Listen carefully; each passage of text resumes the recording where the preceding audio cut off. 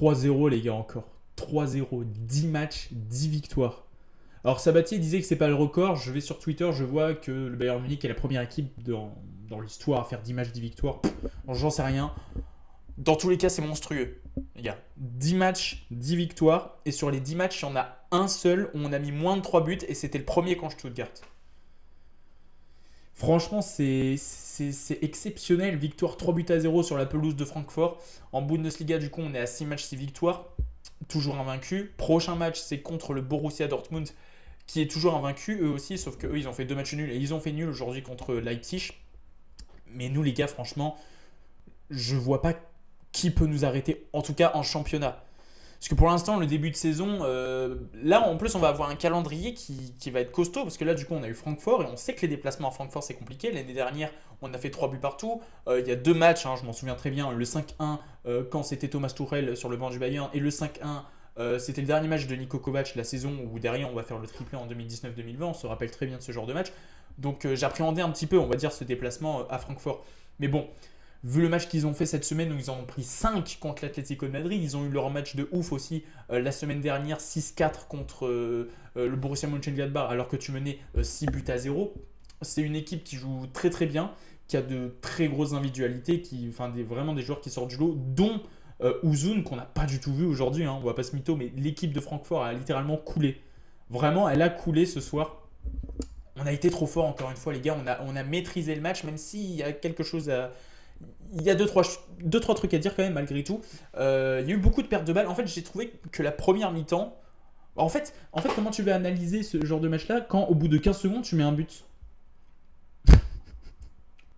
Les gars, le match a commencé, 15 secondes, but de Luis Diaz sur une passe magnifique de Serge Gnabry. En fait, les gars, c'est-à-dire que même après les pertes de balles et tout, mais tu menais au score. Alors derrière, il y a eu l'égalisation qui a été refusée parce que Ritsudoan l'a clairement touché de la main, mais par contre la frappe de Baoya était magnifique.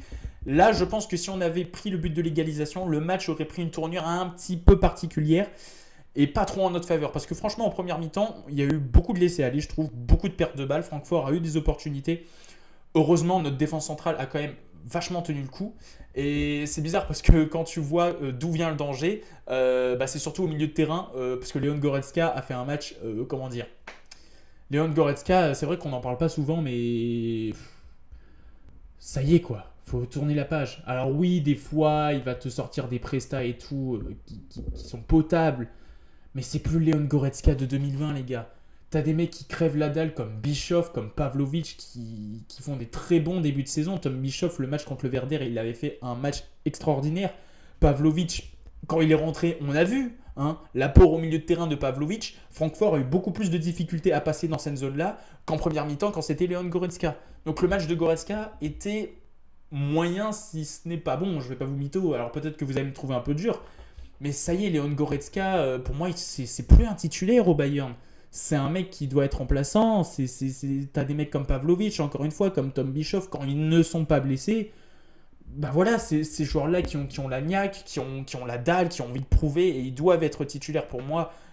Et en fait, on l'a vu, quand Pavlovic est rentré en deuxième mi-temps, Francfort s'est créé beaucoup moins d'occasions qu'en première mi-temps, où je crois qu'au bout de 30 minutes, je crois qu'on avait tiré une seule fois, c'était le but au bout de 15 secondes, on s'est créé très peu d'opportunités. Après, Francfort n'a pas non plus été ultra dangereux, je ne vais pas vous mytho, même s'il y a eu le but refusé de l'égalisation, et c'est là que je dis que pour moi, si ce but avait été valable et qu'il n'y avait pas la main de Ritsu Dohan, le match aurait pris une tournure pas trop en notre faveur. Mais bon, heureusement pour nous, la tournure a été en notre faveur. Mais voilà, franchement, s'il y a une chose à reprocher dans ce match, on va dire, sur l'ensemble, sur la physionomie de ce match, c'est Goretzka qui, franchement, tu as une différence entre la première mi-temps et la seconde mi-temps, sans compter aussi le fait, je crois, qu'il fait des fautes un peu stupides, un peu dans le même style que Jonathan Tah, ou des fautes qui n'ont pas vraiment besoin d'être faites. Donc ouais, match un peu compliqué j'ai trouvé pour Leon Goretzka. Et match compliqué aussi pour Michael Olise. Les gars, Michael Olise, il avait fait un match extraordinaire contre Pafos. C'était pas fausse, ne nous enflammons pas, mais il faut aussi souligner quand nos joueurs font des matchs extraordinaires.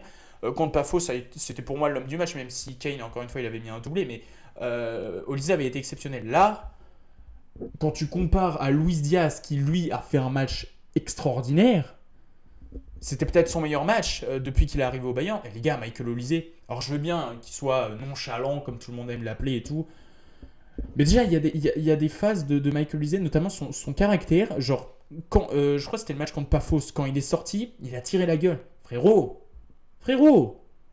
c'est pas faux, t'as joué, t'as marqué, t'as été décisif quand même. Faut faire tourner. Enfin, je sais pas, moi, son truc de nonchalant et tout, tu vois que par moment il tire la gueule et tout quand il n'arrive pas à faire exactement ce qu'il veut. Des fois, il tente des trucs beaucoup trop compliqués alors qu'il y a des choses beaucoup plus simples à faire. On sait que techniquement, c'est un mec qui est au-dessus de la moyenne, mais tu sens que lui aussi, il est conscient de ça et par moment, il abuse. Et ça, j'aime vraiment pas voir ça.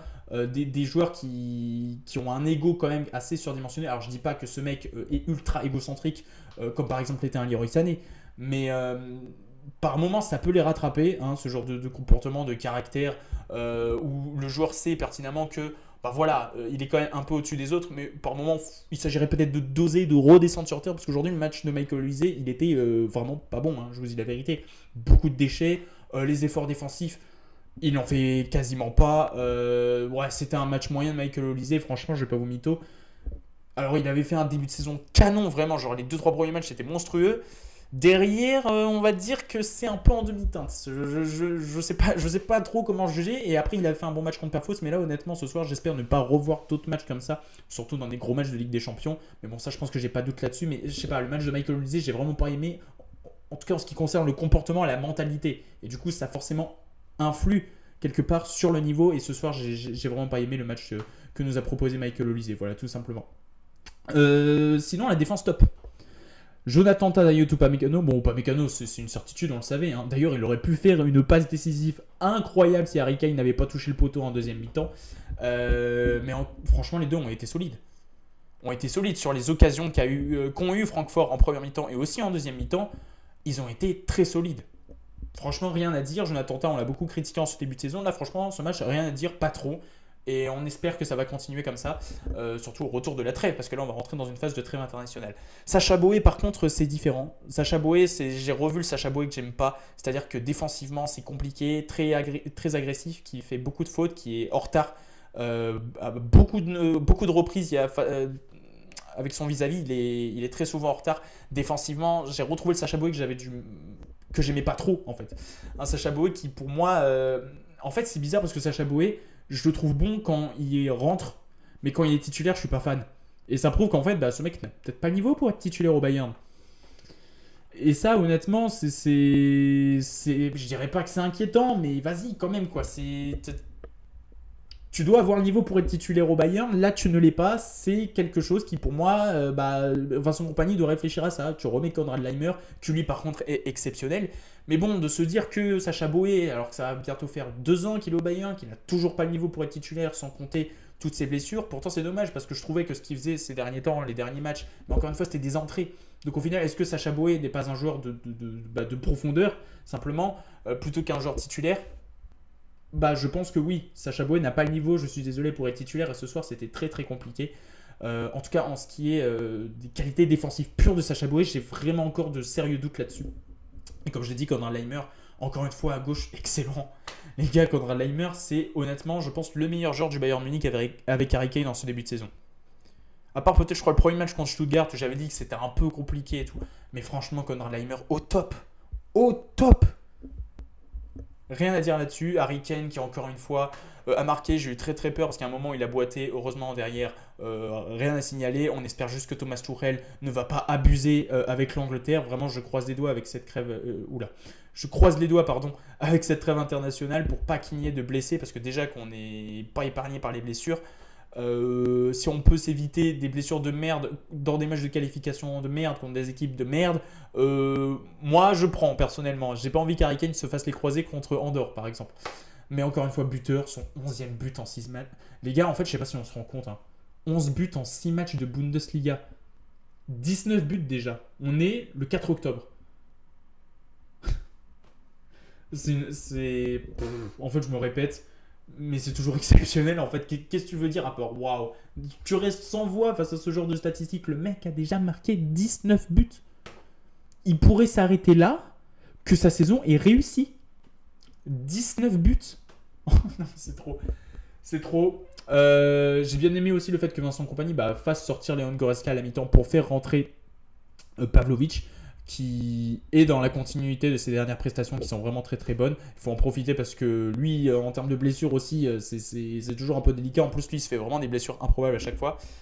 Mais voilà, franchement, encore une fois, un match maîtrisé contre un adversaire qui, franchement, a encaissé pas mal de buts là. Sur les 3 derniers matchs, 4 contre Gladbach, même s'ils en ont marqué 6, 5 contre l'Atlético, là, ils en prennent 3.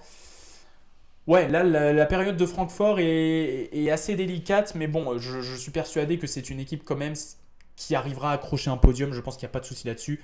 Et ils ont quand même de très bons joueurs qui sont vraiment capables de faire des dégâts en Bundesliga et ils l'ont déjà prouvé en ce début de saison, même si là, encore une fois, bah, une série de 3 matchs où ils ont encaissé beaucoup de buts. C'est un peu délicat. Donc voilà les amis pour ce débrief, je pense que j'ai fait le tour. Nous, on se retrouve lundi pour le retour de la Ligue des Champions de TikTok. On sera en live et ça va être très très cool les gars, vraiment. Je vous invite tous à me rejoindre à partir de lundi 21h. On va commenter tous les matchs comme lors de la première édition, c'était cool. Du coup, on part avec 10 matchs, 10 victoires pour la trêve internationale. Prochain match, c'est le classiqueur à l'Allianz Arena contre le Borussia Dortmund. Ensuite, on a la Ligue des Champions contre Bruges. On a la Coupe d'Allemagne, je crois. On a le Paris Saint-Germain. Bref, on a le Gladbach aussi qui est notre bête noire. Là, on a un calendrier très chargé et c'est là qu'on va voir si on est des bonhommes ou pas. Voilà les amis, je vais terminer là-dessus. On se donne rendez-vous très bientôt pour une prochaine vidéo les amis. Allez, salut.